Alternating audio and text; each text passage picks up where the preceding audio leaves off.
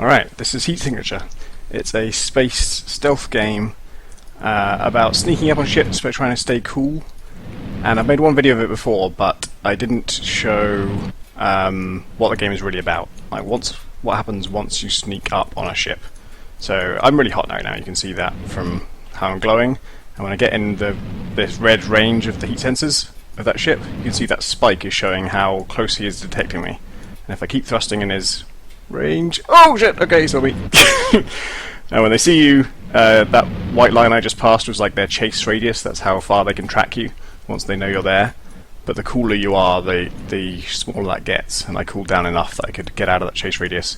And now he's still trying to chase me. He doesn't know I'm over here now. And so I'm going to be much more careful this time. Oh god! Oh Jesus Christ! There's two of them! This is much more eventful than it normally is. I'm trying to show you something that requires a little bit of peace and quiet. And for me to find the ship I was chasing. You can you have enormous power to change your trajectory and stuff. Here we go. But obviously heat is the downside to that. And oh my god, how sensitive people's heat sensors are is randomized. All the ships are randomly generated, and their stats are randomly generated too, including their vision radius, the radius of their heat sensors, and how sensitive they are. And this one appears to be the most sensitive thing I've ever encountered. So I'm going to be very, very careful now. You can zoom in, and you can do more careful thrusts. And the further away you are from them, the harder the time they have detecting you. So as I get closer, I've got to be even more careful. And I want to hit this thing. And I've hit it! So now I'm inside the ship. So I can leave my ship and just walk around in their corridors, and you can zoom in or out as much as you like. Space carries on being simulated, and other ships can like fly past. But you're inside and you've got to hide from the guards or kill them. Right now, there's no penalty. I've got a gun, as you can see, and I could just shoot this guy. And there's no penalty for that right now. Once I've got more of the systems in place, if a gunshot goes off on board a ship, they will seal off the cockpit and probably some high priority, subsystems and rooms where their valuable technology is stored. And so you won't want to fire a gun until you absolutely have to. Pretty much until you've got what you wanted from that ship. So you'll kind of be sneaking in. It's a stealth game both in space and once you're aboard the ship. And if this guy comes my way, I can just knock him out with the butt of my rifle.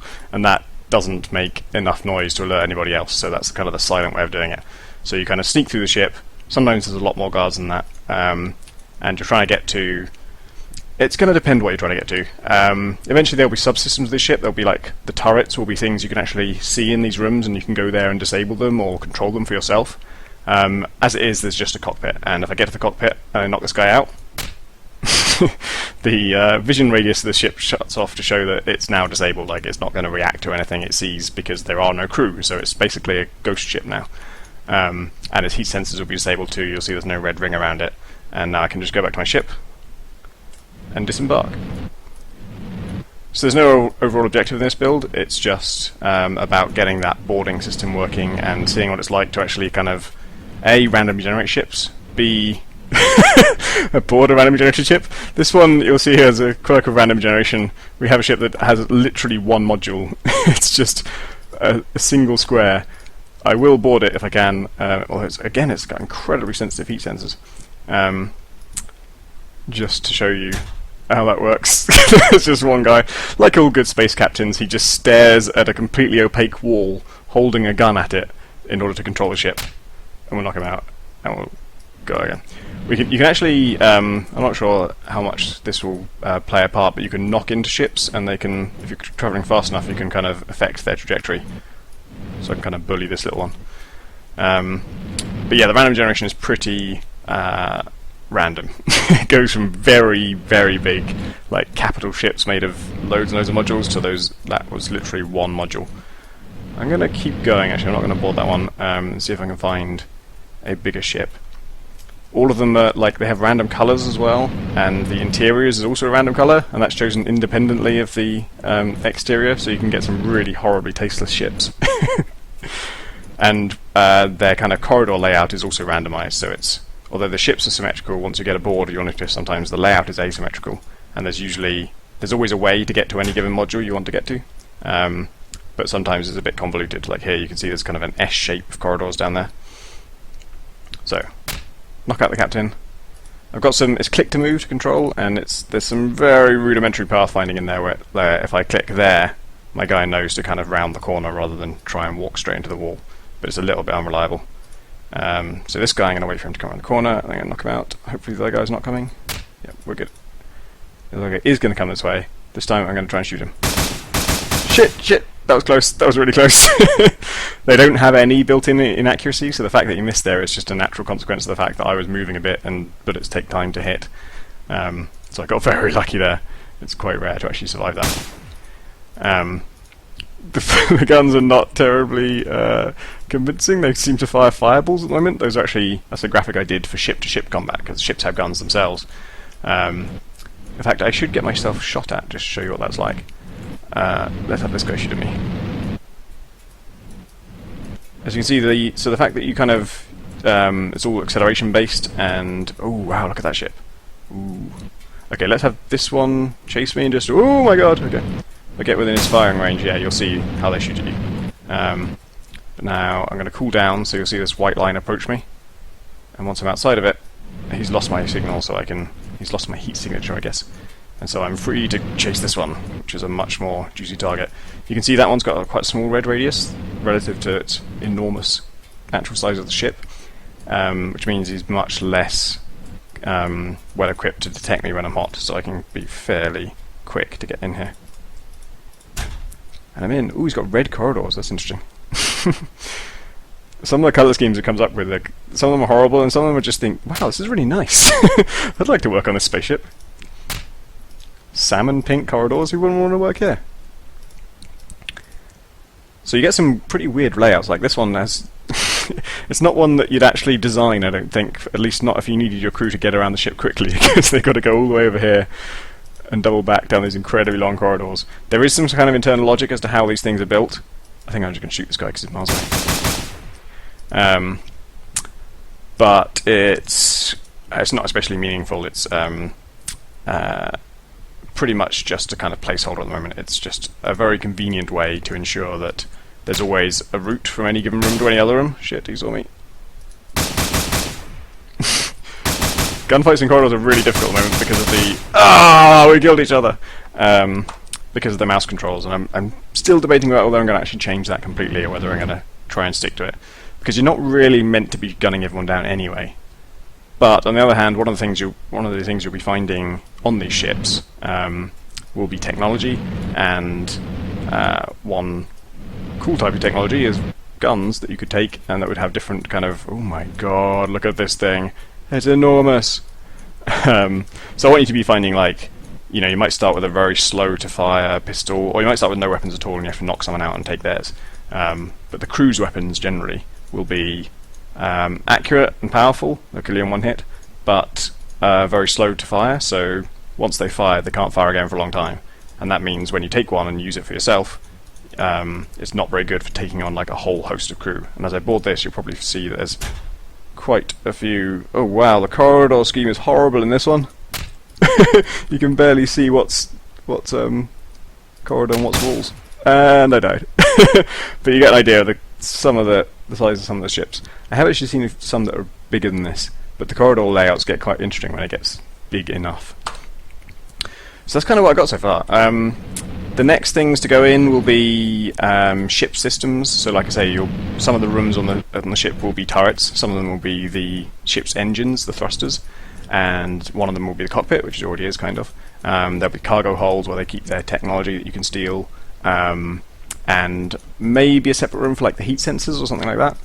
And if you get to one of those systems, you will be able to sabotage it, disabling it, or take control of it and just use it yourself. So, you know, even though the helm still has a pilot in it, if you are actually at the gun controls, you can just fire the gun of that ship at another ship and do some damage to it, maybe start a fight between the two of them, even if the crew wouldn't want to do that.